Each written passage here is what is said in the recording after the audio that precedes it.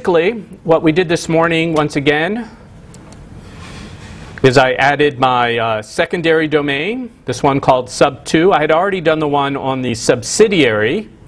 And now if I go to my organizations and users, and I try to create a new user, you'll notice I see my primary and I see my two secondaries. How come I do not see the alias? It's assumed. Okay, so that your alias domains are associated with which domain? Your primary domain. Can your secondary domain have domain aliases? No. Definitely, at least not today. We don't know what the future provides. Okay?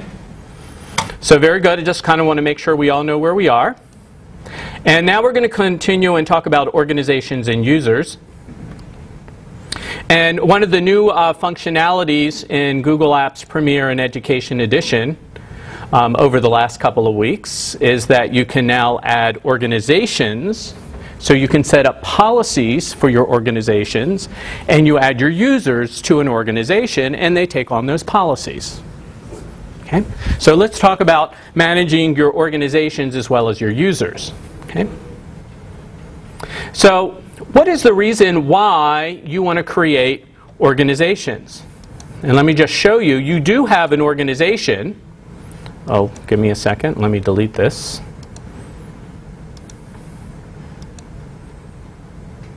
Okay. Okay. I won't delete the organization right now. It'll be a good thing to talk to. You do actually have an organization. If you go to your control panel right now, you have what we call the default or root organization. It's given the name of your primary domain. Okay? And the whole goal of an organization is that you can set up policies for one organization. And for example, my subsidiary company will have another set of policies. The only set of policies that you can currently manage for an organization is turning on and off services. So by default, all the users in your account right now, before you create a sub-organization, take on the policies of the default organization, which in my case is called the name of my primary domain. Okay? And what I can do is I can decide to turn off various services, or maybe keep them all on. Then what I can do is I can create a sub-organization. I'm going to call this sub2.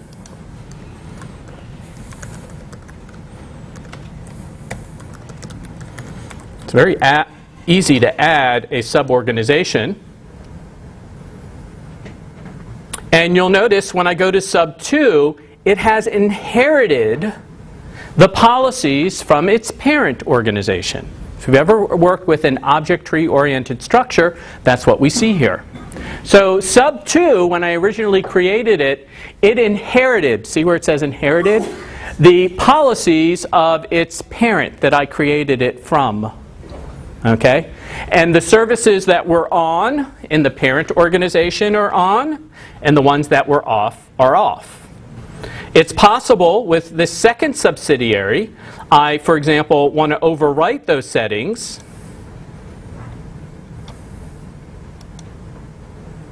Oh. And if I want to, for example, I can turn off sites. So as far as sites is concerned, it's no longer inherited from the parent. Do you see that? Okay. How many levels can you go? I don't know. I don't believe that there is a limit. But you want to have a manageable number of levels. You want to be able to manage this. Okay. Quick question for you, Barry. When you change permissions on the primary domain, the policy on the primary domain, does it automatically on the fly update on the sub-organizations if it's not set to override? Okay, so let's try that. So the question is if I now go to the parent organization, so let's see what I have off Google Sites and Video. You'll notice this one is inherited from its parent. Do you see that? That's why it's in gray. So if I go to the parent, let's see what should we turn off? Should we turn off Google Talk? Save my changes. And I go to sub2. It should inherit that eventually. I would assume that it will inherit that eventually. Okay. You don't have it marked inherited though? Do I have it marked inherited? No, you have it. Oh, so I have to, I deselected that by mistake. Okay, it should have inherited that. And now if I hit save, this would be the normal behavior. It's inherited. Now, if you turn it back on, does it automatically apply it to the suborg? Because it's not. Does that make sense? Yeah, so now let me turn it back on. Sorry about that. No, this is good. This is how we learn. I'm assuming everyone's interested. So notice that I turned talk on. It was off before. Subsidiary 2 had it inherit, and you'll see it's on. So it happens immediately. Okay. The reason why we didn't see it before is I had deselected. So it takes on the current settings, but it will not continue to inherit it. Okay. Now I want you to notice in subsidiary 2, which users are there? None. So what you need to do is you need to go to the default org, if we've done all this manually, and for example, I can take Barry, and now I can click on Move to Subsidiary 2. And when Barry logs in, Bishmael logs in, he will take on the policies of the Sub 2 organization. Do you see that? Okay. If I look at the settings for the user, I can also look at resolved settings. And it'll let me know what services are enabled or disabled for that particular user. Because it is possible you could have several levels of organizations and you're like, I just want to see what the policies are for this one user. You can go to the find the user if you can, and then look at the resolve settings. Okay? So the whole idea, at least today for organizations, is to set up policies. In today's example, it's only services that can be turned on and turned off. And it's done at the user level. You do not add a domain to an organization. You add or move a user to an organization. So it's done on a user-by-user basis. Everybody with me? Okay. Now, in our example, we're talking about we have a subsidiary. And one of the things that, one of the best practices once you start creating secondary domains or you have subsidiaries is you may want to go and rename the default organization or the root organization. What is the default? What is the name of the root organization? It's your primary domain name. So that's where this name came from. And if I wish, I can actually go here and I can edit the organization and I can call it something else. I can call it my company, and it'll change the name of that organization. Okay? So once you create an organization, you can actually go ahead and rename it if you wish. Does that make sense to everybody? Okay? Because you may have a company where you have various subsidiaries and they're very, very sensitive. They don't want to be identified with headquarters all the time or the primary company, or maybe you do. So it gives you that flexibility. But the default behavior is that the root or default organization takes on the name of your primary domain. Okay? So getting back to our presentation, okay, why would you create organizations? So that you can organize your users, okay, and you can define policies. The only policy today is turning on and off services. Okay. In particular, if you're going to create subsidiaries, they may have different services that they want to enable through Google Apps than another organization or another subsidiary in the company. So that's why in this exercise, you're going to create an organization for your subsidiary company, and you're going to move your user there, and you're going to add users there as well. Does that make sense to everybody? Okay. And tomorrow we'll talk about Google Apps Directory Sync, but the latest version of Directory Sync allows you to synchronize your organizational units on your LDAP so that it can be mirrored in your Google Apps account, for example. We'll see you have a lot of control, and you can also move all the users in that organization into the Google organization. So your Google Apps account can mirror what you have on your LDAP, or some variation in between. Well, we'll come to that discussion tomorrow. Okay? So when would you use organizations? Okay? So maybe during your pilot, Maybe you're going to create a separate organization just for your pilot users, so that when they log in, maybe they can only check out certain services. You don't want them going off playing with sites or playing with other elements. You just want to pilot, for example, Gmail. Okay? Later on, when you go live, maybe you'll have other services enabled. You'll turn that on later on. Okay? But for those, maybe the rest of the company, which is hopefully your IT users, they'll get all the functionality because they want to check that out. Does that make sense? Okay. The other classic example is with Education Edition. You may want to enable sites for your faculty, but not for your student body. That's the easy example that everyone relates to, but I think in a corporate environment, there's other reasons. You know, you don't want to go live with certain services yet. Okay. This is going to be especially important because, Celine, when is this happening? Is it next month? Over the next couple of weeks, some of you may have heard about the, we call it the namespace project, where there will be many, many more services available in Google Apps. You know, the free services available now, like Picasa and those things like that, they will automatically appear in your Google Apps dashboard, and you may not want to go live with those in your corporate environment. So you need to be able to turn those off. And you may have some organizations where you want to tinker with it. So maybe your support organization, you'll have it all enabled so they can test it out, but the rest of the company, you have it turned off. Yes? If we add a service from Google Apps place, is it going to be listed on this list? Yes, it'll be listed there. Exactly. Great question. Okay.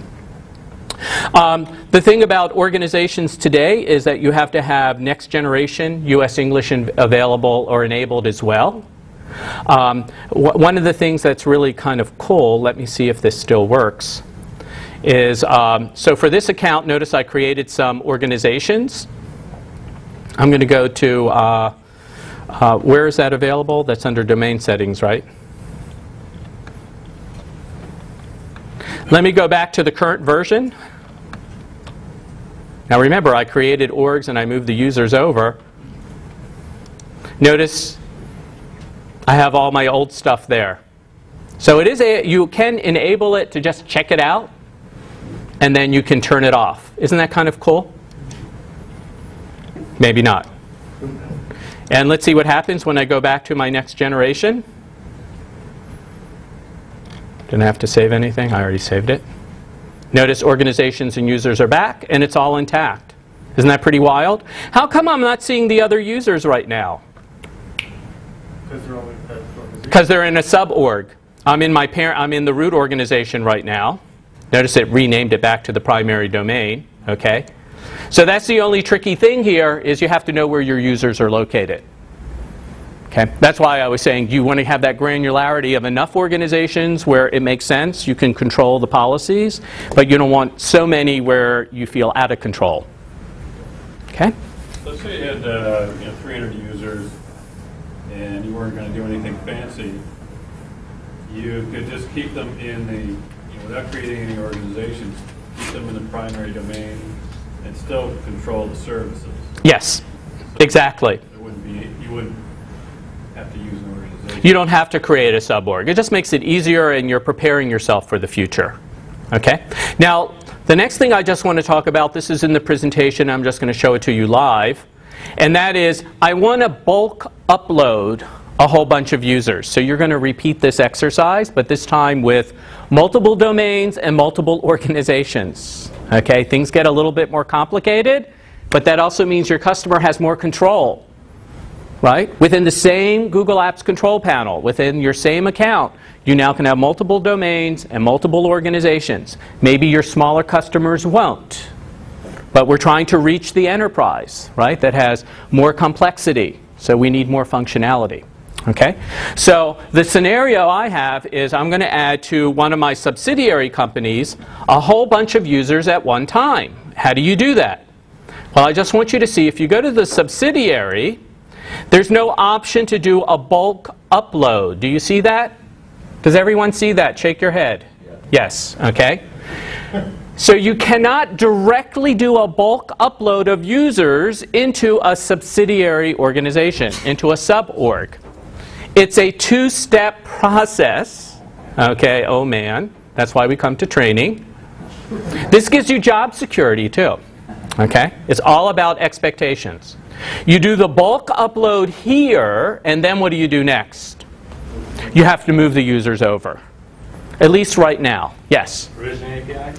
Provisioning API, what I was told, I haven't played with it, it's a two-step process as well. For now, I don't know what's going to happen. You do an add and then you do a move. Okay? Tomorrow when we talk about directory sync, it actually does all that for you. Technically, it's doing an add and a move. And actually, if you watch directory sync work, you'll see it do that. Okay? So we're just manually doing what you would do through your APIs. And that is you're going to do the bulk upload first. Okay? Hopefully you've all done this. Now notice with multiple domains, you can specify the domain you're adding the user to. Okay? Do you see that? When you were in standard edition, this screen looked a little different. It only showed the user's name. It didn't show @domain. It's just letting you know that you can specify what domain. What if you don't specify a domain? What domain does it add them to? Your primary domain. Okay? Hopefully you'll get this in the exercise too. Okay? So you have to create a CSV file. You know, the header, the email address, the file name, first name, last name, and the password. And in this scenario, just with multiple domains, just make sure you specify the secondary domain. So this exercise is going to have you add a couple of users using the bulk upload into your secondary domain. The next step is to do what? Oops. Log back in is the next step. Is there a way to change the timeout? Is there? I don't think so. Yeah, that would be nice. Okay, so after you've added those users, they're all going to appear here under your primary or your default organization. You can then systematically select them and do the move operation. And that's what we're going to have you do in the exercise. Okay? So since most of the learning occurs in the exercise, I want to make sure we get to that quickly. I think there's a couple of more things I just want to point out.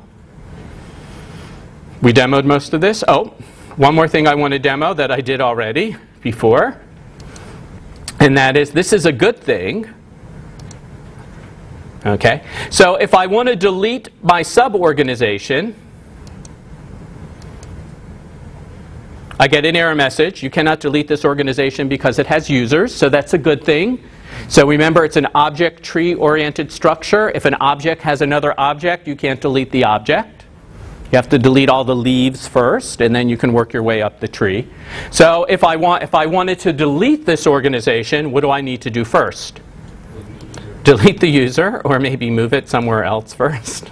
I don't want to delete my user yet. So I'm going to move it. Okay. And now my sub2 organization is now empty. Up. See, there's more than one action menu. Those are user actions. This is the organization actions. Now I can delete that organization. Okay, so once again, if you want to just play with it a little bit, it's very easy to play with, and then you can move things around. I think it's very important just to know that you cannot delete an organization and wipe everything out. You will be notified that there's users in that organization.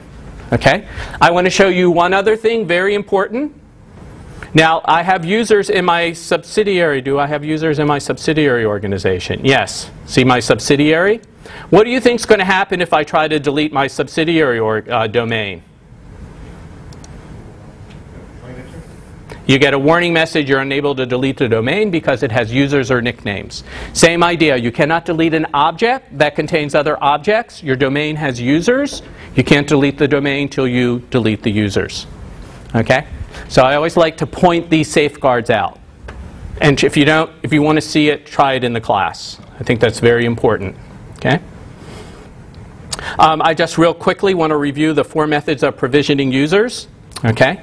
So you've already done them individually through the control panel. That's how you added Fred Fields this morning, hopefully. We're going to experiment again with CSV. Hopefully you did this in the pre-work exercise. There's the provisioning APIs that give you require programmatic experience, but it gives you a little bit more functionality in terms of presetting user settings. So before they log into Gmail, there may be some settings that were set through the APIs. Okay? A lot of our partners use these APIs so that you can develop your own tools. You may have a custom tools that you want to develop, and you want to do that using the APIs. Okay? And then the fourth method is using directory sync. We'll go over that tomorrow. And the idea of directory sync is that a customer has an LDAP environment. That might be their single source of user information, at least right now. And what they want to do is provision or migrate all that information into their Google Apps account. Tomorrow we'll see that directory sync can provision users, aliases, groups, user profiles, shared contacts, or global address list, as well as organizations. Okay? We'll cover that tomorrow. Directory sync uses the provisioning APIs, so your Google Apps account has to have the APIs enabled for directory sync to work. Okay? That's the method we'll go over tomorrow. And then I think we covered this. You know, we talked about adding users. Once your secondary domains are verified, they will appear in the menu. We talked about moving users over. We do want to spend a couple of minutes talking about deleting users. Okay, let me get to that point. Okay. So let's just spend a few minutes and then we'll get into exercises. So the only topic we didn't talk about is suspending and deleting users. So someone tell me, what is a suspension? What do we mean by suspending a user? Okay, they're disabled. They can still log in. They cannot log in, but all their information is intact. Okay, so you're basically deactivating the user so they cannot log in. But if they have documents and they've developed, you know, they've shared other documents, that information is still available. Their email is still intact. They just cannot log in as that user. So the email won't get bounced. The email, when they suspend, does it bounce? The email will bounce, but it doesn't delete their old email. And it does count towards that. Okay, and it does, yeah, and it does consume a license key. Here's the other question then. Okay, so if the email bounces then, why wouldn't you be able to take that user and dump them into another organization that has all the services turned off? So then the email would not bounce then technically, right? But you don't want them to log in anymore. I guess another option is you could just change their password. For example, say you had an employee that went rogue. Whatever happened, they sold secrets, you got a huge lawsuit, you fired them, whatever's going on. But there still may be some email coming in because somebody didn't hear about it. You want to see what their emails are. So you still want to, you don't want the email to bounce. So could you put it in an organization where you, instead of suspending the user, you would want to do two things, and we'll see this on one slide coming up. So the question is when users leave the company, this is where we're guiding you, how do you handle users leaving the company? Okay, what are the different approaches? So a third approach is what you're describing. The first thing you're going to want to do, even if you suspend a user, is change the password as a precaution. So if you change the password in your scenario, then they can't log in anymore, but all their information is still intact. Okay, and then you still want their mail to be delivered. correct. And that's the scenario. You want to keep everything intact. So that might be a safer way of doing this. Okay. In that scenario. We were going to talk here more about the difference between suspending and deleting. So obviously there is a third option. Okay. So we're going to get into that in the next section. As I said, this material is a little newer, so I'm still kind of stumbling on it. Okay. So suspending a user. So incoming mail is blocked. Documents are kept intact, easily manage change ownership of documents, easily reactivate the user. So let's say this is just a temporary scenario. You could reactivate, and then the user can continue. You can reuse that user's information. The downside is that it uses a user license, and I guess another downside is their mail bounces. But that might be the desired behavior. Okay? Eric, when it comes to changing the ownership of the documents, I don't know if we'll get into it, but I assume there's an easy interface for that. How about things like calendar entries? You know, so a person who's an executive, they have a large number of ongoing appointments meetings that are going to continue to occur, but they're the owners of those meetings. Is it possible to reassign them, or do they just need to be recreated? So have you heard? I haven't had that question You yet. probably have to log in as that user and then do the change ownership of the calendar. Or add the other user to the appointment or whatnot. Well, you wanted to change the ownership. Oh, I see. There's a question that comes up in the enterprise. Yeah. Usually the actual ownership of the meeting. So these are important questions, and that's why we're bringing them up, is the whole idea of this isn't so, it's a part of change management, and that is, what are your business operations? You know, when you had Exchange, when a user left the company, these were the steps you took, the policies you had to handle that user information. You have to go through that same thing now with Google Apps. How are you going to handle their mail? How are you going to handle their docs? Salim, did you want to? I had a question just with the Postini coming in down. So I will be able to get a copy of that message as coming in, and then they would be bounced? Postini would bounce them because Google would not accept the mail messages. Oh, it will. So Yeah. they won't be caught in the... And Postini doesn't, you mean in the archive? yeah. Now, if the messages are going to be bounced by the mail server, Postini doesn't archive them. That would depend on what you were doing with non-account actions, right? And that's true with Postini. Postini, right? Let's hold off with Postini, but yeah. But Postini, if it will bounce, if the mail server doesn't accept the mail, like Google, then Postini will bounce those messages back. We're talking about a scenario where you're sending it to, Google will not accept the mail unless you had a catch-all. So for this particular user, we're talking about a suspended user. Since Google will bounce it, Postini will then bounce it because of that open connection. Okay? The other scenario is deleting a user. So this is the big problem that you want to be aware of, is mail will eventually be lost. It will actually delete all their mail. It will orphan their documents.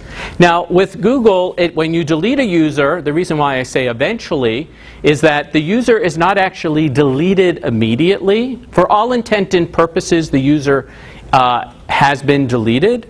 But Google actually waits 5 days until it actually purges that user information. So if you go ahead and delete a user, you could actually then add that user as an alias to someone else. But eventually, after 5 days, all their mail will be deleted. Okay, the original mail. Their documents will be orphaned. So you want to be careful when you eventually do a delete. And that's why we were saying one of the best practices is to suspend the user account first and then eventually do the delete. Ultimately, you will probably want to delete the user information. But before you delete it, you will probably want to suspend the account as a precautionary measure. One of the benefits is that the user license is freed. So if the customer bought 100 user licenses, if they suspend a user, it's still holding that license. As soon as you delete the user, then that license is freed so you can use it for someone else. Yes? Is there a time limit on the suspension? No. So you can basically suspend You can suspend it, but it's costing you that $50 per user per year, and that's fine. That may be what the customer wants. But once again, it's all about you need to know so you can set expectations with the user. I mean, when I first used apps, I thought when you suspend a user, it frees the license. It doesn't. It uses one of those licenses that the customer has purchased. Okay? So you have to consider, we're not dictating how to do this, but you want to consider your business practices. So before a user leaves the company, and I guess this is in a scenario where they're leaving nicely, you may want to tell the user, you know, go to all your docs. You can list all your docs and select them. And there's an option, if you left-click or right-click, depending on left-handed, right-handed people, you can change the ownership to someone else. Maybe change the ownership to the manager. Or if you've suspended the user, you can go in and do this as well. You have to change the password. And you want to make sure you change the password. Yeah, definitely. You'd have to log in as that user in order to change all that. You can't do it as an admin. That's correct. That's correct, right? You'd have to log in as the user in order to access all the docs. Can the administrator list all of their... So the sites is one content piece that the administrator have full access to. Similarly with the video, you'll have full access to. But the documents, the spreadsheets, and the presentations, you need to log in as the user to do The user. So you want to change change the... of ownership. But you can also remember if you have access to it, you can make a copy. I mean, that could be the new one, but if you have a lot of room for that document, then you Yeah. can use that. Now, also remember, as an administrator, if you made a mistake, as long as you suspended the user, you can unsuspend the user, and then log back in and change the ownership. But that's the tricky part. You have to log in as the user in order to do this. So that's why I was saying, as a best practice, before they actually leave, before you actually suspend them, log in as that user, change their password right away. I should probably add that to the list. Reset their password right away so they cannot log in. And then as that user, list all the docs and change the ownership. A better idea would be to change the password immediately. Yeah. And then suspend later, whenever. I mean, that way you can log in yourself. Sure. Because you can't log into a suspended account. No. So you may not even want to suspend. So these are definitely things to think about. Okay? I think the best thing as partners, and there's a bunch of places in here, no retention's another one. Customers, I don't think really know what their options are. And since Vera will be covering all the, you could do A, B, C, or D, customers, they just show me the best way. And that's the impact that you can have to provide that value, is based on the customer, based on how they do their business practice. What is the most effective way? Yeah, it seems like suspend would be more for an ISP-like situation where you have a bunch of paying users and you don't know them and they're being bad, so you suspend them, versus an employer where you just change the password. So that is definitely a consideration. Okay. Just a few more things. This question comes up a lot: is how many aliases can you add to a user? And the answer always is it depends. So with our users, if I go to one of my users here, you also have the ability to add nicknames. Nicknames is just another way of saying aliases for a particular user. Okay. And because I'm working with multiple domains, I can actually give them an alias in one of my secondary organizations. Okay. So the answer is the following. Okay. So the total number of nicknames that you can have in an account is equal to 10 times the number of users. And I forget, is that the number of users you've added or the number of licenses they've purchased? Do you remember? The number of users you have added. So the number of users that you've added. Okay? Because what happens is we sort of have this database that can only get so big for any given account, Google Apps account. The maximum number of nicknames for one user is 30. So it is possible that you could add 30 aliases or nicknames for one user. Okay? So but it doesn't allow you to have everyone to have 30 nicknames. So that's why I was saying it's sort of like this, two-dimensional table that gets, if you add more users this way, you can have more aliases, but no one user can have more than 30 aliases. You have to decide how you're going to distribute it. So the more users you add, the more aliases that are available. The nice thing is that if you add domain aliases, those don't consume the number of aliases that you have for a user. It's considered a virtual alias. So if I add a domain alias and I have 100 users, that's not taking up 100 aliases. That's not counted. It's the ones that you add by adding a nickname to any given user. Okay, so I want you to keep that in mind. Other things about nicknames, they work nicely with mail, with calendar, with doc. You cannot use nicknames for chat, and you cannot use a nickname to log into Google Apps. You have to use your primary email address to log into Google Apps. Okay. And once again, the whole thing, domain aliasing behaves like a virtual. Okay. The other thing with CSV files, Make sure you save them as a CSV file. It could be a text file, so you don't have to start necessarily with a spreadsheet, though that is a nice place to start. All passwords have to be at least 6 characters, and usually at least one person in our lab runs into this problem, and that is dealing with non-ASCII or double byte characters for user's name. You'll probably have to save it as a UTF-8 file first. Okay? So we run into that. And then I just provide a list of some of the common errors with CSV files. Most common one is invalid header. Okay? It's an empty file. You don't have all 4 columns. Okay? Using reserved names. Validation errors. The user already exists. I just want to tell you that when you use the CSV file to add a user, it's really no different than when you use the API or you do it manually. So you're subject to the same policies. You cannot add a user twice. You cannot add a user that's been suspended. If a user was deleted within the 5-day period, you cannot add that user back. So you're subject to all of the same policies, exceeding your user license quota. That's a good problem, because then customers have to come to you and buy more licenses. Okay? So that's all listed there as well. And we briefly talked about the customer scenario. Okay? And I definitely should be adding changing their password as an option. Okay. If the CSV upload fails, does it for any other reason? It gives you the error message, and you can try it again. But does that mean everything failed, even the good lines in the CSV? Oh. So I think it depends on what failed, actually. I mean, if it can't read the header stuff, then everything else is going to fail. But if it stumbled upon a user that already existed, it'll continue on. Okay? So let's look at what our exercise is. And I want to do this one really quickly. Okay?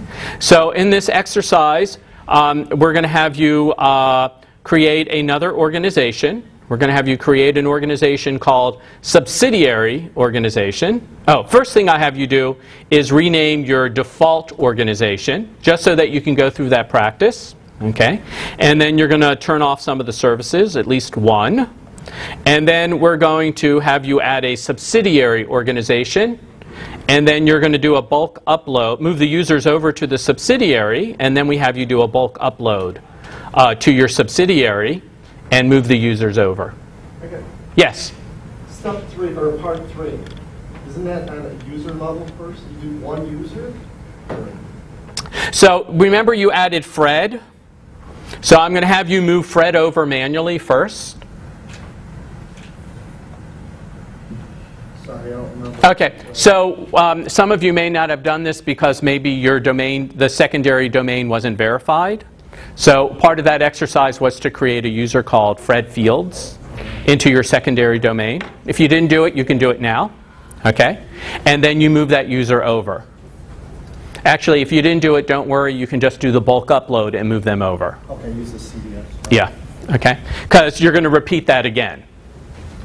It's just that we wanted you to sort of get experience with the mechanics of moving that user over. So if you did create the user Fred Fields into your subsidiary domain, move them over.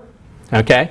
Then you're going to do the bulk upload of your users into the secondary domain. So your CSV file is going to reference your subsidiary domain. Does everyone see that?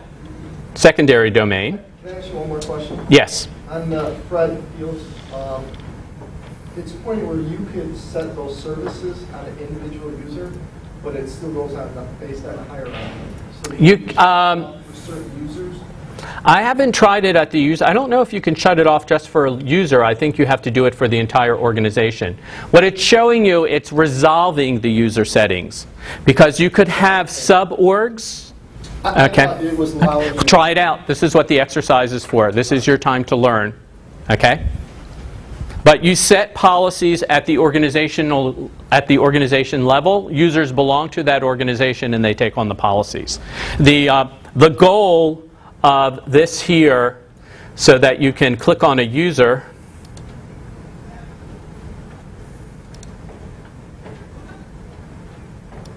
my Fred Fields, is so that I can resolve the settings, because this might have been several levels deep.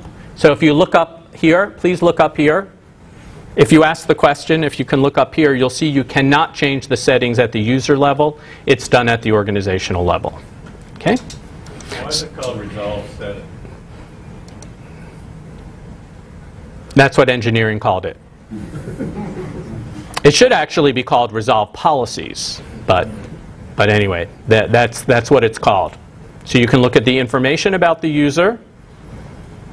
You can resolve what services are enabled or disabled for them. Maybe for the future there'll be more there. Okay? And then you can also see what privileges you've assigned for that user. Currently, it's only admin privileges. I know this is an area that will be expanding in the future as well. Okay? Very good. So I want all of you to do the exercise on organization and users. And I'm going to give us about 20 minutes to do that.